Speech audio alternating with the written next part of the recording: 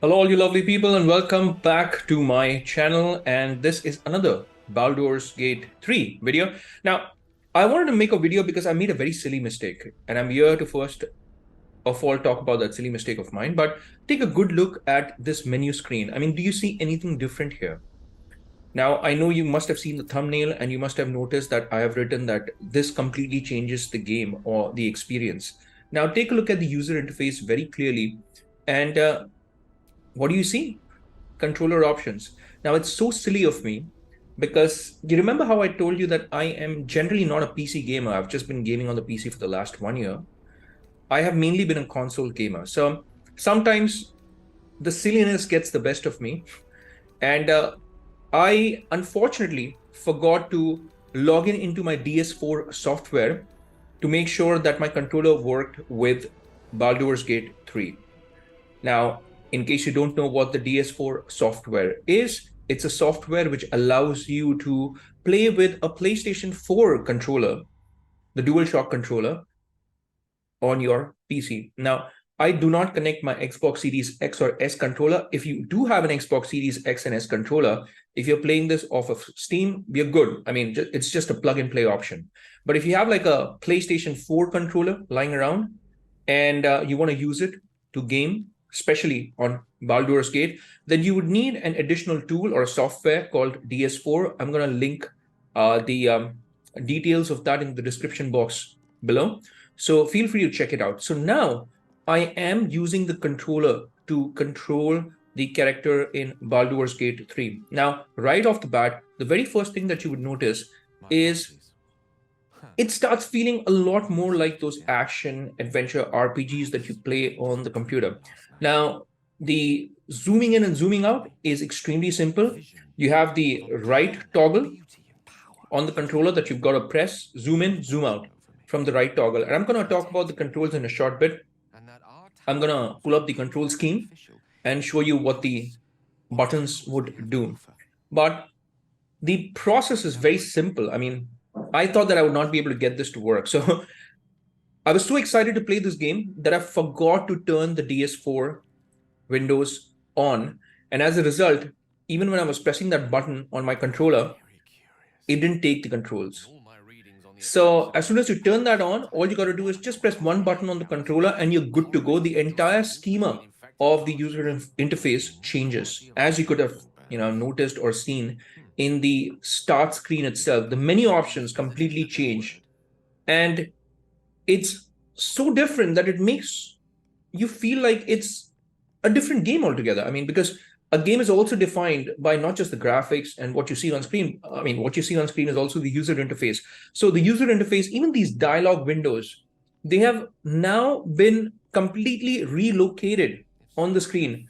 And when you have this kind of a relocation of menu objects, it does make it feel like a different game. Correct me if I'm wrong, but that's just my personal opinion. Let me know what you guys feel because I'm very interested to know what you feel about playing Baldur's Gate 3 with a controller versus playing it with just a mouse and a keyboard. Now, there are certain benefits to playing with a mouse and a keyboard. The thing that I really liked about playing with a mouse and a keyboard, although this is the first game that I've actually played with a mouse and a keyboard, was the user interface layout. Everything is beautifully laid out right at the bottom. I'm going to get to that, but now since I've brought up the screen, so here you'd be able to take a look at the controller schema. I mean, what buttons do what. So for instance, if you want to interact, then you press A. The move camera is from your right toggle, the left toggle, you're able to move your character. Now you can bring up a shortcut menu if you press RT in your controller. And then you can even press the map by clicking on that option button, and obviously the start button will bring up the game menu. So if you wanted to pause the screen, you could have paused the screen and taken a look at that. So here you can switch between the cam options. Like this is the action mode now. So you can obviously exit from this action mode by just pressing a B. Now I've come out of it, and look at everything. Everything feels different. I mean, that's what I wanted to talk about in this video. Even the video interface, I mean, the entire layout of the menu has completely changed. Now, look at this. this is so different to what you have on your mouse and keyboard controllers.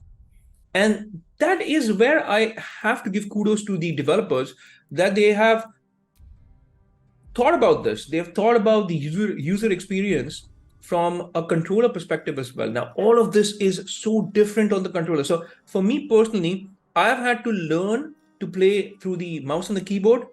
And then now coming back to the controller, it's a different experience again, because now I have to learn where all those buttons are that I was finally getting used to on the mouse and the keyboard. Here you have a left-hand side, menu. You can easily switch between the characters that you want to take control of. And again, I mean, it feels like a completely different game from the user interface perspective. Now, please understand that it does not take away any of the other elements, obviously, because it's still the same game, the same story, the same characters, the same dialogue interactions. It's just that the dialogue interactions are placed somewhere else on screen. And it feels very different. Yeah, so I was just kind of scrolling through the camera. You have a complete top-down view as well. All you got to do is just use that right toggle, and you'd be able to do that. And yeah, I mean, look at these menu options. And again, so you have a level up here, you have the character sheet, and you have other options as well, like a journal is there. And this inventory screen is also completely redesigned. So this looks so different. When you press that I on the keyboard, the inventory pops up.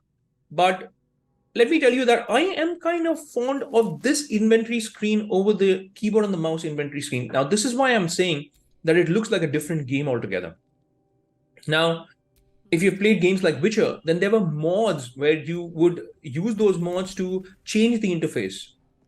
So here, there are no mods. It's just the controller that is changing. So you're moving away from a mouse and a keyboard over to a controller, and therefore the inventory screen is like completely different. It's phenomenal. The level of detail, the attention, the time that the developers must have given, considering all these options, thinking about it. Here you have those, journals. I think you have your quests, etc., inspiration dialogues, tutorials here as well. So you can take a look at all of these so nicely, and it is going to need some time to move away from your mouse and keyboard to learn these things again, because it's kind of a learn, unlearn, and then relearn again, moving from a controller over to mouse and keyboard and back to a controller again.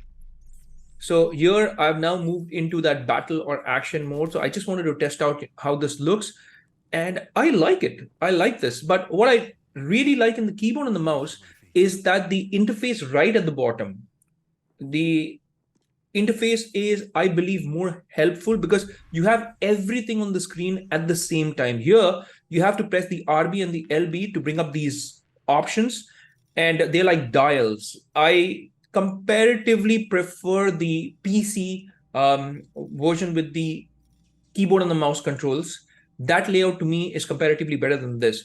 I think there is going to be a little bit more time spent on this kind of a layout. So I think the keyboard and mouse user interface layout is more functional, and I think it is more quick on your fingers. So you'd be able to take a decision easier.